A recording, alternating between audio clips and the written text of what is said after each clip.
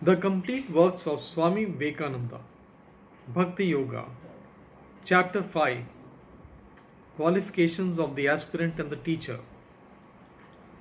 How are we to know a teacher then? The sun requires no torch to make him visible. We need not light a candle in order to see him. When the sun rises, we instinctively become aware of the fact, and when a teacher of men comes to help us, the soul will instinctively know the truth has already begun to shine upon it. Truth stands on its own evidence. It does not require any other testimony to prove it true. It is self effulgent. It penetrates into the innermost corners of our nature, and in its presence, the whole universe stands up and says, "This is the truth." The teachers whose wisdom and truth shine like the light of the sun are the very greatest the world has known, and they are worshipped as God by a major portion of mankind. But we may get help from comparatively lesser ones. Only we ourselves do not possess the intuition enough to judge properly of the man from whom we receive teaching and guidance. So there ought to be certain tests, certain conditions for the teachers to satisfy, as there are also for the taught. The conditions necessary for the taught are purity, a real thirst after knowledge, and perseverance. No impure soul can really be religious. Purity in thought, speech, and act is absolutely necessary for anyone to be religious. As to the thirst after knowledge, it is an old law that we all get whatever we want. None of us can get anything other than what we fix our hearts upon.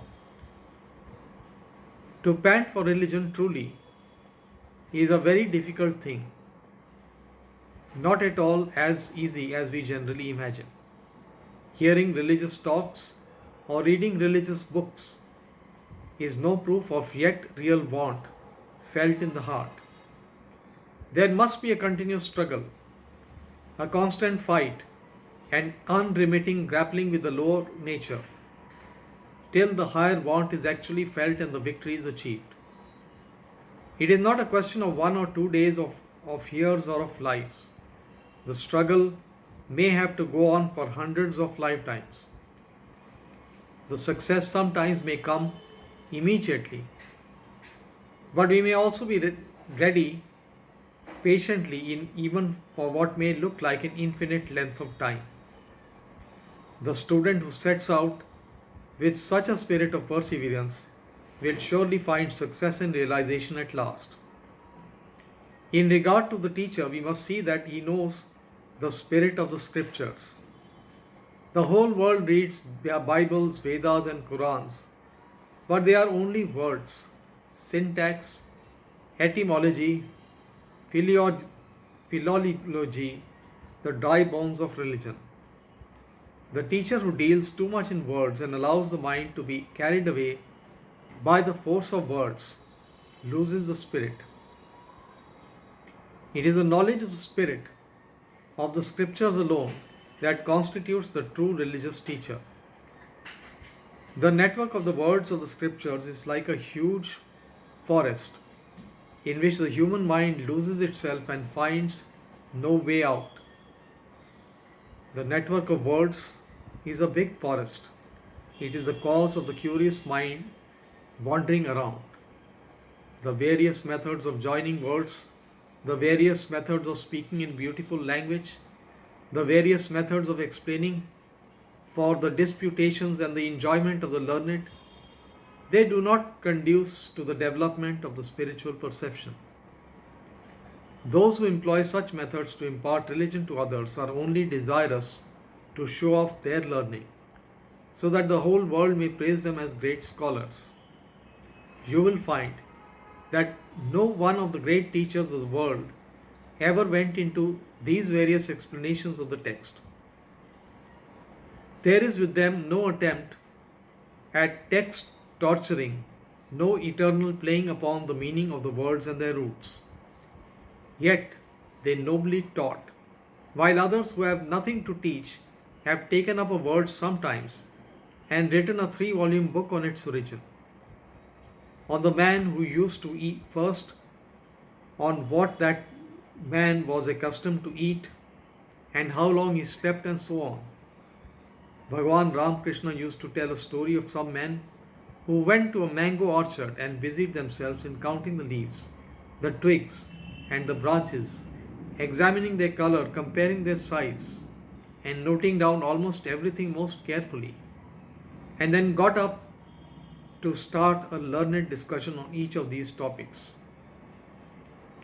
Why, they were undoubtedly highly interesting to them. But one of them, more sensible than the others, did not care for all these things, and instead thereof began to eat the mango fruit. And was he not wise? So leave this counting of leaves and twigs and note taking to others. This kind of work has its proper place, but not here in the spiritual domain.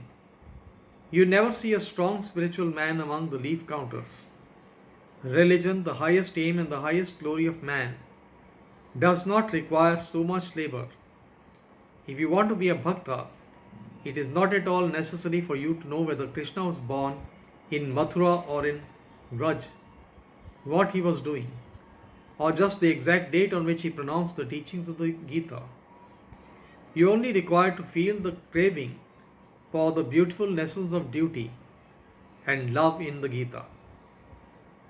All the other particulars about it and its author are for the enjoyment of the learned. Let them have what they desire. Say Shanti, Shanti to their learned controversies, and let us eat the mangoes. The second condition necessary is the teacher is sinless. The question is often asked, why should we look into the character and personality of a teacher? We have only to judge of what he says and take that up. This is not right. If a man wants to teach me something of dynamics or chemistry or any other physical science, he may be anything he likes, because what the physical sciences require is merely an intellectual equipment.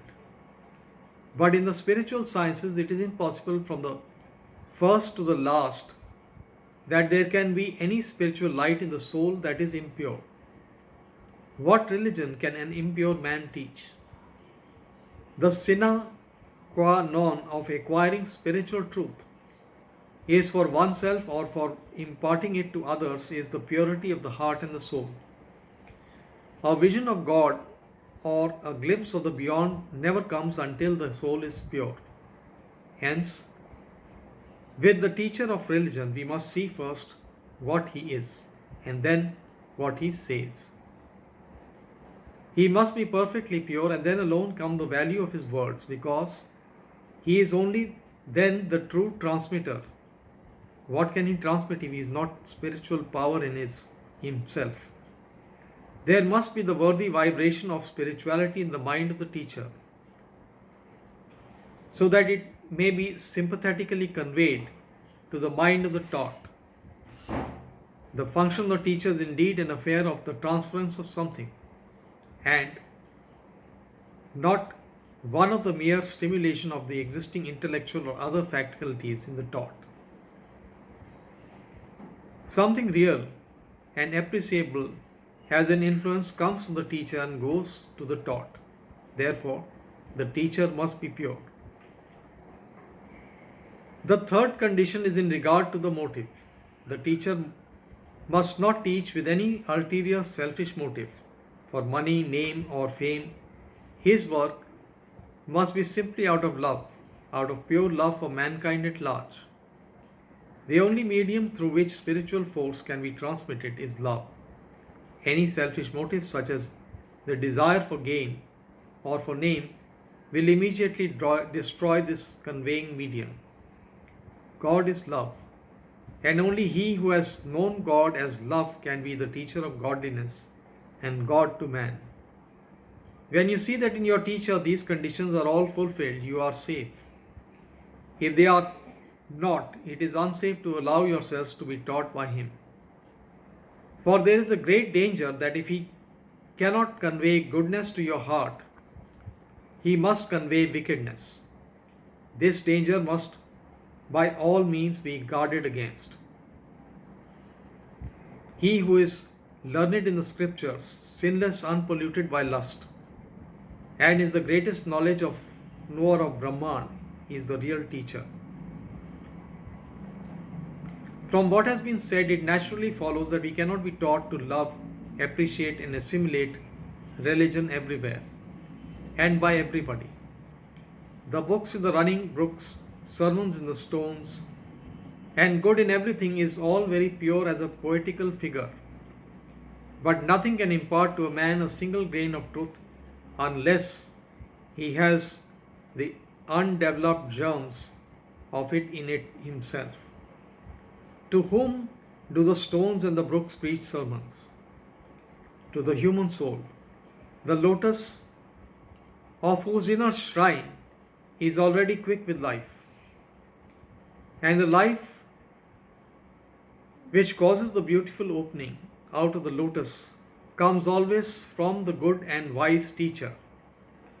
When the heart has thus been opened, it becomes fit to receive teaching from the stones or the brooks, the stars or the sun or the moon, or from anything which has its existence in our divine universe. But the unopened heart will see them in them nothing but mere stones or mere brooks. A blind man may go to a museum, but he will not profit by it in any way. His eyes must be opened first, and then alone he will be able to learn what the things in the museum can teach. This eye-opener of the aspirant after religion is the teacher. With the teacher, therefore, our relationship is the same as that between an ancestor and the descendant. Without faith, humility, submission, and veneration in our hearts towards our religious teacher, there cannot be any growth of religion in us. And it is a significant fact that where this kind of relationship between the teacher and the taught prevails, there alone gigantic spiritual men are growing. While in those countries which have neglected to keep up this kind of relationship between the religious teacher and his taught, the religious teacher has become a mere lecturer. The teacher expecting his $5 and the person taught expecting his brain to be filled with the teacher's words, and each going his own way. After this, much has been done. Under such circumstances, spirituality becomes almost an unknown quantity. There is none to transmit it and none to have it transmitted to. Religion with such people becomes business. They think they can obtain it with their dollars. Would to God that religion cannot be obtained so easily, but unfortunately it cannot be. Religion, which is the highest knowledge and the highest wisdom, cannot be bought, nor can it be acquired from books. You may thrust your head into all corners of the world. You may explore the Himalayas, the Alps, and the Caucasus. You may sound the bottom of the sea and pry into every nook of Tibet and the desert of Gobi. You will not find it anywhere until your heart is ready for receiving it and your teacher has come. And when your divinely appointed teacher comes, serve him with childlike confidence and simplicity. Free open your mind, your heart to his influence, and see in him God manifested. Those who come to seek truth with such a spirit of love and veneration, to them the Lord of truth reveals the most wonderful things regarding truth, goodness, and beauty.